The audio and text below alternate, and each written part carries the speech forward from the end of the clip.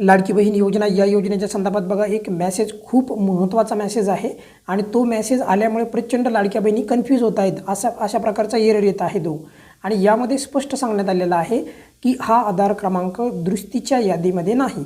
आता ही दुरुस्तीच्या यादीमध्ये नाही म्हणजे नेमकं काय, याचा अर्थ काय काढायचा हेच आपण या व्हिडिओमध्ये समजून घेणार आहोत.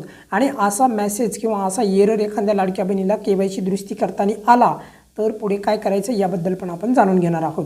सर्वात महत्त्वाचं म्हणजे हा मेसेज किंवा अशा प्रकारचा एरर जेव्हा तुम्ही लाडकी बहीण योजनेच्या वेबसाईटवर जात असता तेव्हा येत असतो. तर अशा परिस्थितीमध्ये काय करायचं अगदी या व्हिडिओमध्ये तुम्हाला कमीत कमी शब्दामध्ये सांगण्याचा प्रयत्न करण्यात येणार आहे. आणि बघा आपले जे नेहमीप्रमाणे जे व्हिडिओ बोर्डवर होत असतात ते व्हिडिओ आता पुढील 1-2 दिवसामध्येच तशा प्रकारचे व्हिडिओ तुम्हाला येतील. स्क्रीन रेकॉर्डचे व्हिडिओ येणार नाही, त्यामुळे काळजी करू नका. आता मुद्दा आपला इथे समजून घेण्यासारखा हा आहे की जेव्हा तुम्ही वेबसाईटवर जाता असता तुमचा आधार नंबर टाकता, कॅप्चा टाकता आणि त्यानंतर तुम्ही मी सहमत आहे या बटनवर क्लिक करता आणि सबमिट करता तेव्हा तुम्हाला अशा प्रकारचा एरर येतो आहे. आता हा एरर 3 परिस्थितीमध्ये येऊ शकतो. बघा नंबर 1 बघा हे समजून घ्या. नंबर 1 जर तुमची केवायसी योग्य पद्धतीने झाली असेल तर तुमचा दुरुस्तीच्या यादीमध्ये नंबर येणार नाही. लक्षात आलं.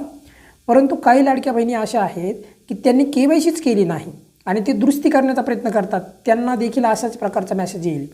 म्हणजे हा मेसेज जर आला आणि तुम्ही योग्य पद्धतीने केवायसी केलेली आहे, तुम्हाला नियमित हप्ते मिळत आहेत तर काही काळजी करू नका मग, बरोबर.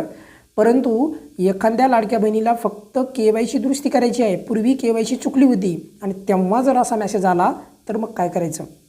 तर अशा परिस्थितीमध्ये अशा प्रकारचा एरर हा टेक्निकली एरर असू शकतो. यानंतर पण केवायसी दुरुस्ती करता येते. हा मेसेज तुम्ही परत जे आहे तुम्ही प्रयत्न केला म्हणजे तुमचा आधार नंबर टाकला, त्यानंतर तुम्ही कॅप्चा टाकला, जो काही कॅप्चा तुम्हाला असेल तो, त्यानंतर अशा पद्धतीने तुम्ही जर का प्रत्येक वेळेस जर का ट्राय केला, जर तुम्ही खूप वेळेस ट्राय केला तर तुम्हाला नक्कीच हा जो आहे एरर निघून जाईल आणि तुमची केवायसी दुरुस्ती होईल. पण ते कधी होणार, ज्यावेळेस तुम्ही केवायसीमध्ये यापूर्वी चूक केली होती तेव्हा होईल, अन्यथा होणार नाही. ही बाब समजून घ्या. आता तुम्ही म्हणाल टेक्निकली एरर आहे ते कसं आम्हाला कळणार, आम्ही खूप वेळेस प्रयत्न केलेला आहे तर ते पण सांगतो. बघा आता टेक्निकल एरर आहे की नाही हे कसं समजायचं ते सांगतो आहे. तुम्हाला खात्री आहे का की तुम्ही यापूर्वी केवायसीमध्ये चूक केली आहे. म्हणजे बघा सरकारी नोकर आहे तर तिथे बऱ्याचशा लाडक्या बहिणीने होय होय लिहिलं आहे नवीन केवायसीमध्ये, तर होय नव्हतं लिहायचं, नाही लिहायचं होतं, नाही दोन्ही ठिकाणी. मग जर तुम्हाला तिथं होय लिहिलं असेल तुम्ही नवीन अपडेटनुसार तर मग तुमची केवायसी चुकली होती, बरोबर. ज्यांना नियमित हप्ते येत आहेत तर त्यांनी काही काळजी करू नका. ज्यांना फेब्रुवारीचा हप्ता आला आहे त्यांनी काहीही काळजी करू नका. मी परत सांगतो आहे, काही केवायसीमध्ये दुरुस्ती करायची गरज नाही मग तुम्हाला. पण ज्या लाडक्या बहिणीने केवायसीमध्ये चूक केली होती तर त्यांना खात्री पाहिजे की खरंच तुमची चूक झाली होती का. आता काही लाडक्या बहिणीने ई-सेवा केंद्रामधून केवायसी केली आहे त्यामुळे त्यांना माहीतच नाही. मग अशा वेळेस तुम्ही केवायसीचे स्टेटस तुम्ही पाहू शकता. पण कुठे पाहायचं आहे केवायसीचं स्टेटस, फक्त जिल्हा व महिला बालविकास अधिकारी कार्यालयामध्येच पाहता येतं.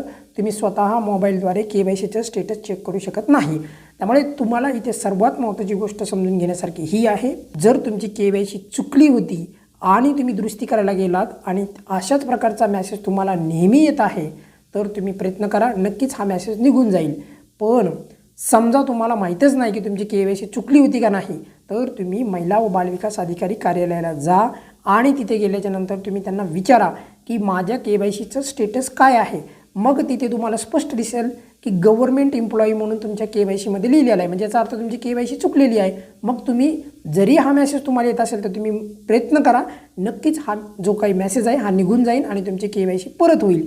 माझ्या मते या व्हिडिओच्याद्वारे अगदी सविस्तर तुम्हाला माहिती देण्यात आलेली आहे. या व्यतिरिक्त पण तुमच्या मनामध्ये जर काही अडचण असेल तर नक्की कमेंट्समध्ये विचारू शकता. आणि आपले नेहमीचे जे व्हिडिओ आहेत तर ते पुढील 1-2 दिवसामध्ये रूटीन व्हिडिओ आपले बोर्डवरचे व्हिडिओ येतील, त्यामुळे काही कोणी चिंता करायची आवश्यकता नाही. या व्हिडिओमध्ये आपण इथेच थांबूयात. धन्यवाद.